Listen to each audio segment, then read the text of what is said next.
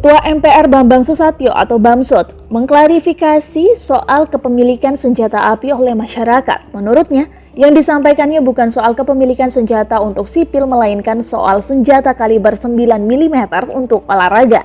Agar tidak menyesatkan, yang saya sampaikan bukan soal kepemilikan senjata untuk sipil, tapi soal kaliber 9 mm yang selama ini dipakai hanya untuk berolahraga menembak, kata Bamsud melalui pesan WhatsApp Minggu 2 Agustus 2020.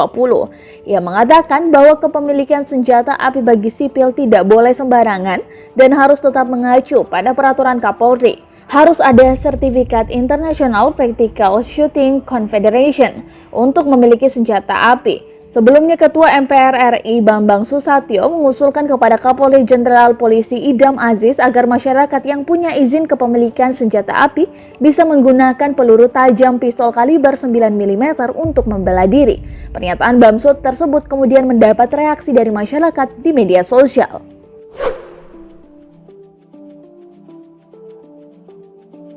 Banyak teman-teman yang menanyakan di vlog-vlog sebelumnya bagaimana cara untuk memiliki senjata api dan apa-apa saja syaratnya. Sebelum kita memberitahukan syarat-syaratnya, senjata api di Indonesia ini sangat ketat perizinannya, yaitu kalau penyalahgunaan senjata api diatur dalam Undang-Undang Darurat Nomor 12 Tahun 1951. Di situ tentang larangan dan tindak pidana penggunaan senjata api. Bagi masyarakat sipil yang ingin menggunakan senjata api atau memiliki senjata api itu sudah diatur di Perkap atau Peraturan Kapolri Nomor 82 Tahun 2004 tentang siapa saja yang boleh memiliki senjata api. Nah, di situ ada kategori siapa-siapa saja dan syaratnya apa aja sih untuk memiliki senjata api tersebut. Berdasarkan Perkap atau Peraturan Kapolri Nomor 82 Tahun 2004 tentang kepemilikan senjata api, itu bahasanya di sini bukan membeli ya, tapi hibah. Nah, senjata api yang bisa dibeli itu yaitu dari baru. Kalau diperdagangkan tidaklah etis lah namanya diperdagangkan, tapi melainkan namanya hibah dari orang, dari person pemilik awal ke person berikutnya. Kategori kepemilikan di sini juga ada syarat-syarat tertentu, yaitu yang pertama mengenai masyarakat sipil yang boleh memiliki senjata api harus dari golongan tertentu saja seperti pemerintahan, pejabat utama, komisaris atau pengacara, dan dokter. Terus kategori berikutnya, calon pemilik senjata api minimal selama 3 tahun wajib memiliki keterampilan menembak. Nah, di sini harus sering-sering latihan menembak. Jadi memegang senjata api itu tidak boleh serta-merta memegang dan harus tahu dulu tuh sifat dan karakteristik dari senjata api tersebut, karena di sini sangatlah berbahaya. Calon pemilik senjata juga harus secara resmi mendapatkan surat izin dari instansi atau kantor yang bertanggung jawab atas kepemilikan senjata api tersebut. Nah, itu ya izin-izin seperti izin dari Polri, izin dari pengajuan instansi terkait pemerintahan, atau ini seorang pejabat membuat rekomendasi dari direktur yang mempunyai badan atau badan hukum lah.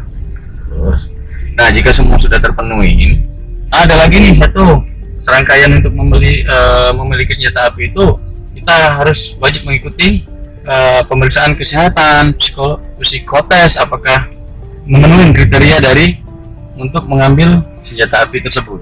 Secara garis besar, kategori senjata api ini ada 2 peruntukan ya bagi masyarakat sipil. Nah, peruntukan yang pertama yaitu senjata untuk olahraga. Nah, senjata olahraga inilah yang sering dipakai para atlet, para masyarakat sipil untuk belajar menembak dan mengikuti kompetensi.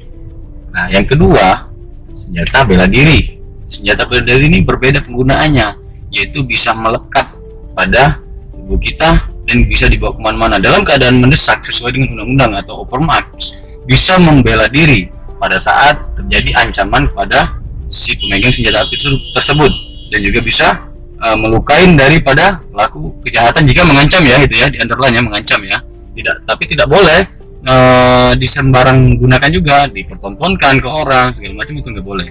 Itu ada mekanisme dan syarat-syarat lain kan. Jika melanggar syarat malahan bisa ditarik juga senjatanya. Nah, kategori menembak senjata olahraga sendiri itu tidak boleh ya dibawa kemana-mana karena perizinannya itu sangatlah ketat. Ketika kita akan membawa atau mengangkut senjata olahraga itu harus ditempatkan yang dimana harus di tempatnya, yaitu lapangan tembak, di tempat kompetisi. Kompetisi. Jadi untuk syarat-syarat mengangkut senjata olahraga sendiri tuh ada di peraturan yang diatur memang di ORI ya.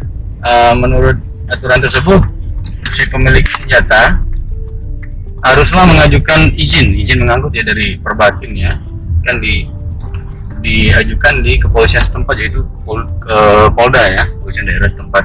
Ketika sudah ada izin mengangkut baru boleh untuk mengangkut dari senjata api tersebut. Nah, dalam angkutan senjata api tersebut juga tidak boleh ya senjata api tersebut dilakukan atau dibawa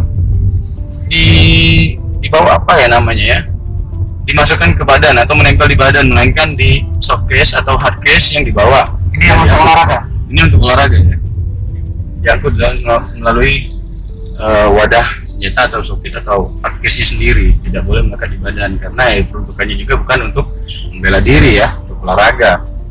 Nah, untuk izin angkut sendiri tidak boleh mengangkut juga dengan amunisi ya, berbeda lagi ya. Kalau izin angkut senjata ya senjata tok doang, yaitu pistolnya sendiri atau revolvernya sendiri diangkut dalam hard case-nya sendiri. Nah, kalau untuk membawa peluru amunisi dari senjata itu ya harus ada perizinan lain, izin angkut amunisi atau izin angkut bahan peledak, berbeda. Banyak kawan-kawan di kalangan warga sipil ini yang cuma tahu bahwa mengangkut senjata api memiliki izin angkut dan senjata api tersebut ya termasuk dari izin bahan peledak, melainkan itu salah ya, itu tidak dibenarkan.